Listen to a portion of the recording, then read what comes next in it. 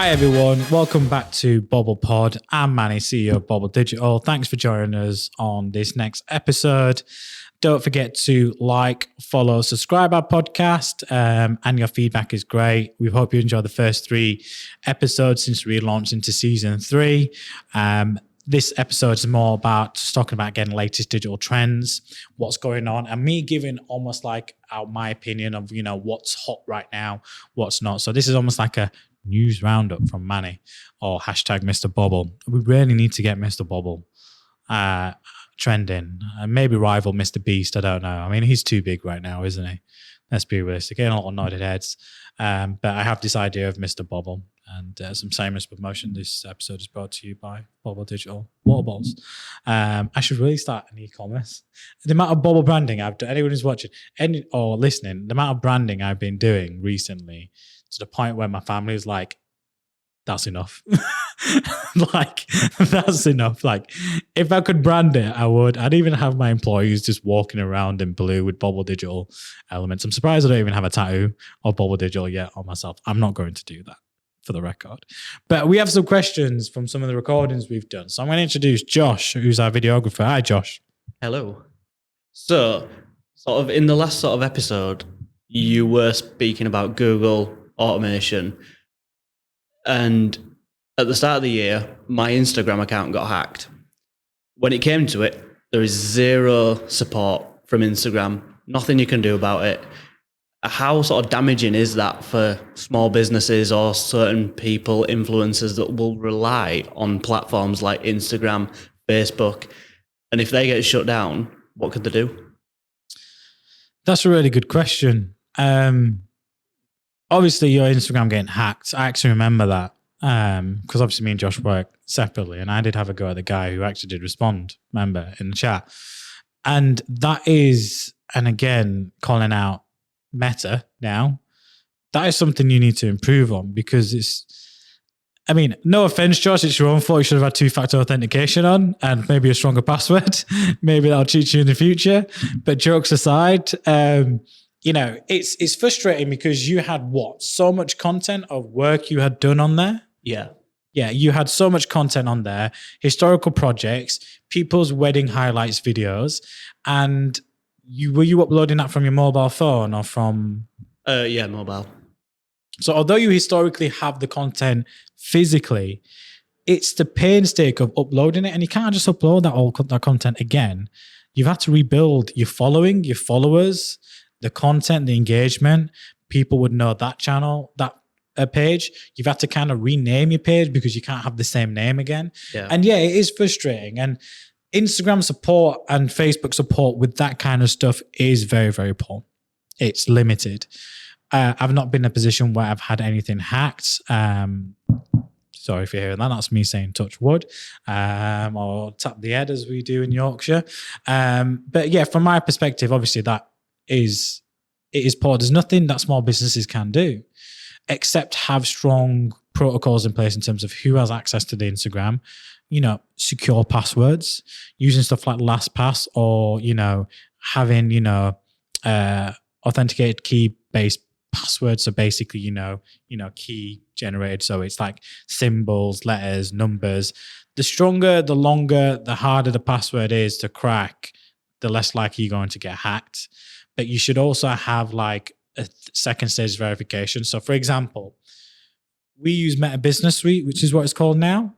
But when I access Meta Business and I go into Facebook and I go into Business Manager and I click on ads and I go into business settings, and in business settings, I control as an admin who has access to our agency business manager account, who has access to what clients, etc. It comes up asking for a security code to log in, and that comes through my mobile. And I use platforms like Google Authenticate or Facebook's authentication code within the app. So that is 2-factor authentication. The best way to come over that, if you're a small business, just set up 2-factor authentication on your personal accounts and on your business accounts. Without that, you are then at risk of hacking, and hacking is a known thing. Now, I'm not an expert on hacking or, elements of what happens in that stage, but I can only really feel obviously what happened. But unfortunately, the resource and support from Instagram is basic. And if you Google it now, there's not even like an email or telephone number for you to get into it.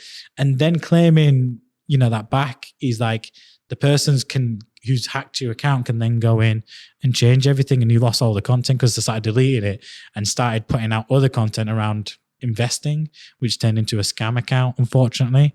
And then that's how they get other people. So remember, these people are very sophisticated in what they do and how they do it. My advice to anyone out there is make sure you've got secure Instagram passwords. And if you haven't changed your password to something more secure, something more cryptic, now's the time to do it. And make sure you've got two-factor authentication. So if anyone tries to log into your app or into your Instagram account from a new device, it comes up with a notification for you to say, is this you? And you can say, no, this is not me. There's a lot of prevention tools within platforms like Google. So like when someone tries to log into our Google MCC account at the agency, on my mobile alone, do I get the code to allow them to log in?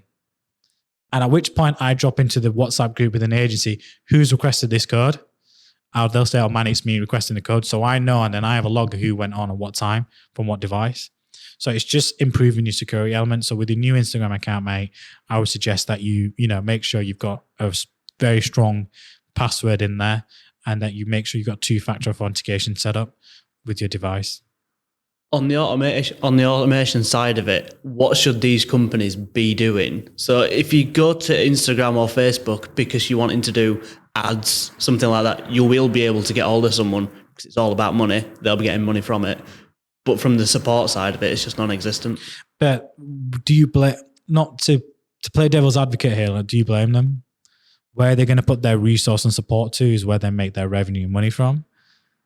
It sounds harsh and it sounds blunt to anyone who's watching, listening to them, but the harsh reality is, I don't like it. I wrote about Google a few episodes ago, but they put in their time and resource into platforms that makes them the biggest revenue, the biggest money.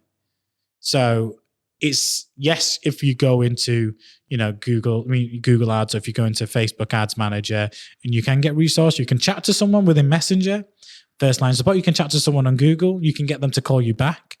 You can get someone from Facebook to call you back. It's that what I call that first line support, and it's still basic and good. But for stuff like pages, it's all information content based.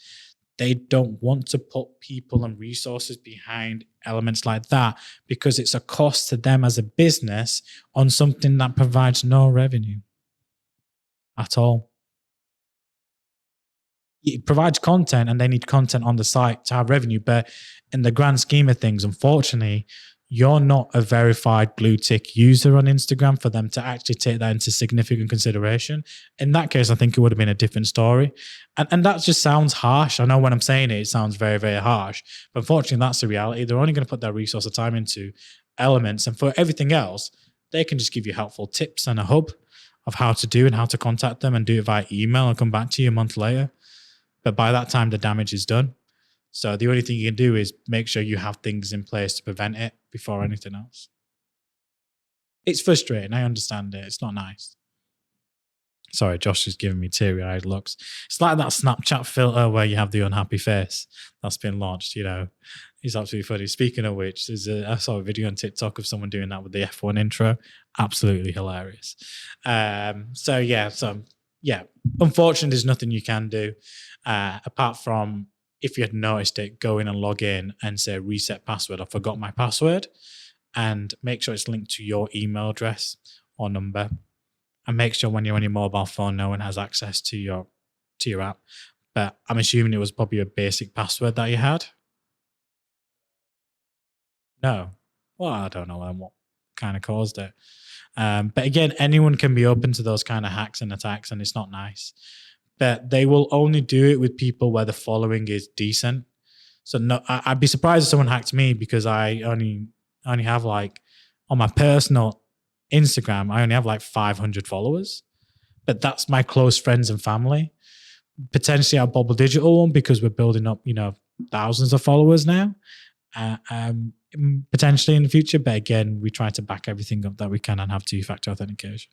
Thanks for the question, Josh. I'm sorry I couldn't provide any more, soothing advice. And you couldn't really get, like, the therapy you needed on that one.